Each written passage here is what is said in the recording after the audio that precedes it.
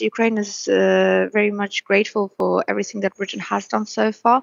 But the things that Ukrainians keep asking are things that Britain has promised. The British government has promised to meet the high standards of providing temporary placements and refuge for Ukrainians through the Homes for Ukraine scheme.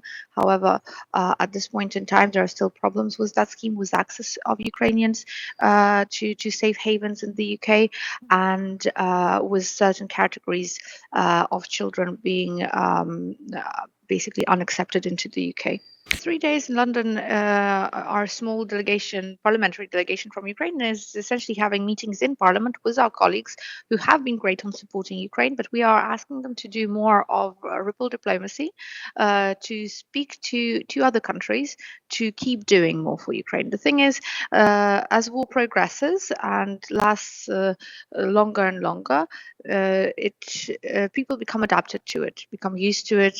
War fatigue sets in, and that means that the efforts and the assistance that Ukraine is receiving are declining. We cannot let that happen, because that essentially paves the way for Russia to win.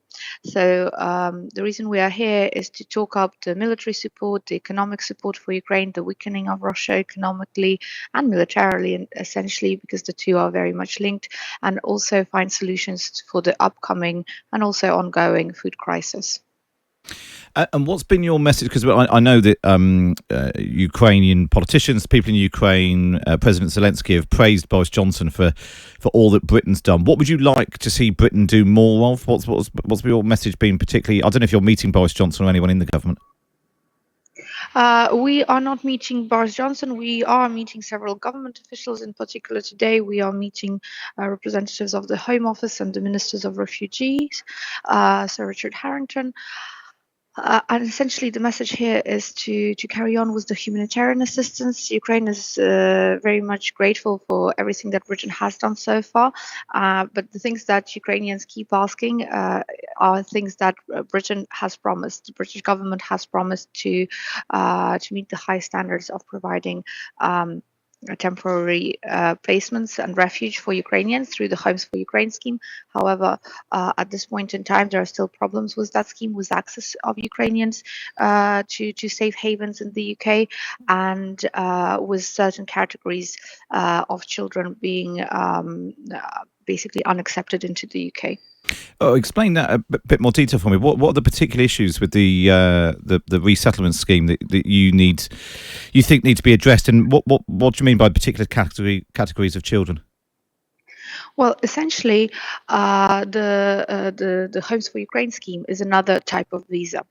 The visas mean that there's an application process, there's bureaucracy around it every single time.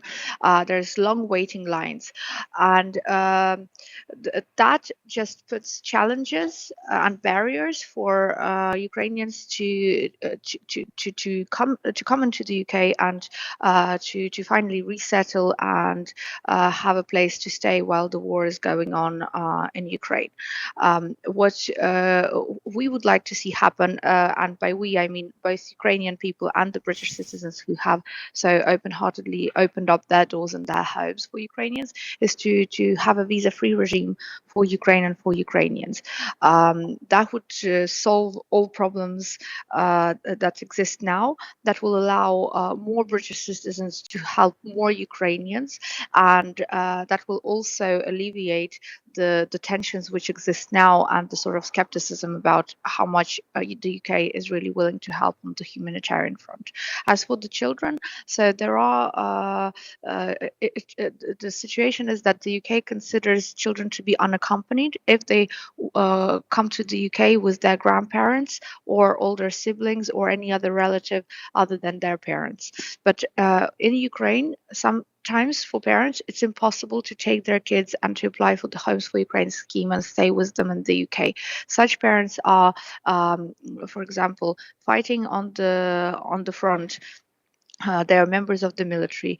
They are social workers. They are doctors. They are members of parliament like me.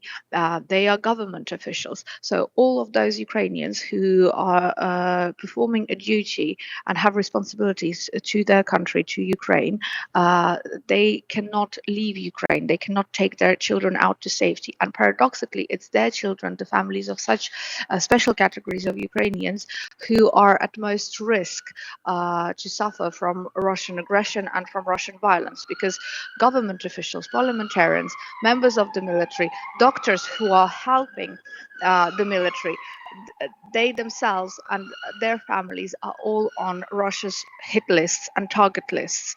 And essentially, the children are most vulnerable and most at risk to be targeted specifically by Russia. And those specific children are not allowed into the UK because they are not traveling with their parents. And by the UK legislation, they are considered unaccompanied. Although under Ukrainian legislation, these children are absolutely accompanied. They stay in Ukraine or wherever they are staying with their grandparents anyway, or with any other relatives, because their parents are fighting for Ukraine literally, physically, and in person in Ukraine.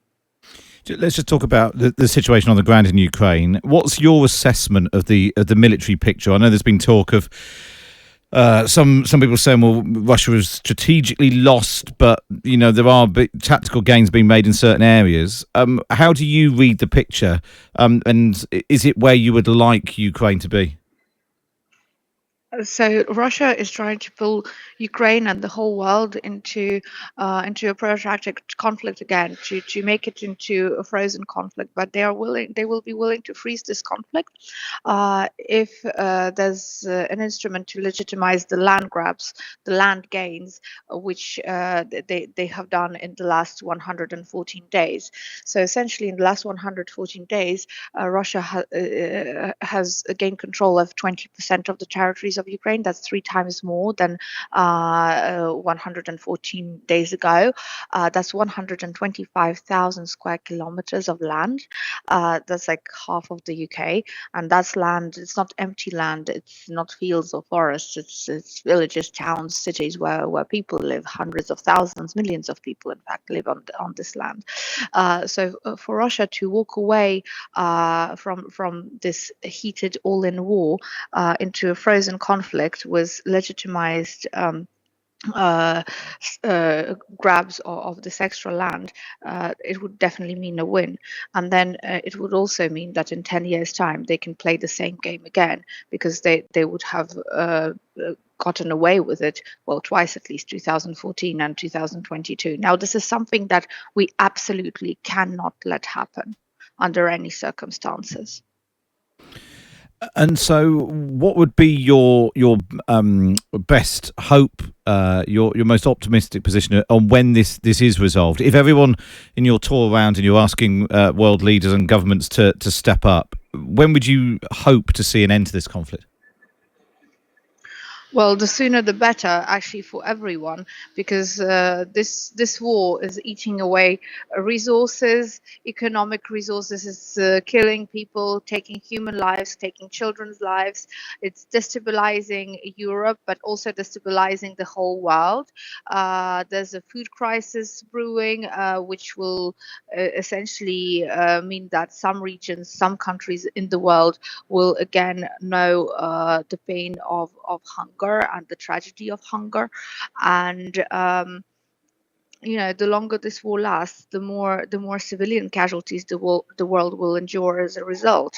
And Russia is the aggressor here. Russia is the only country to blame here, and Russia must be stopped as soon as possible.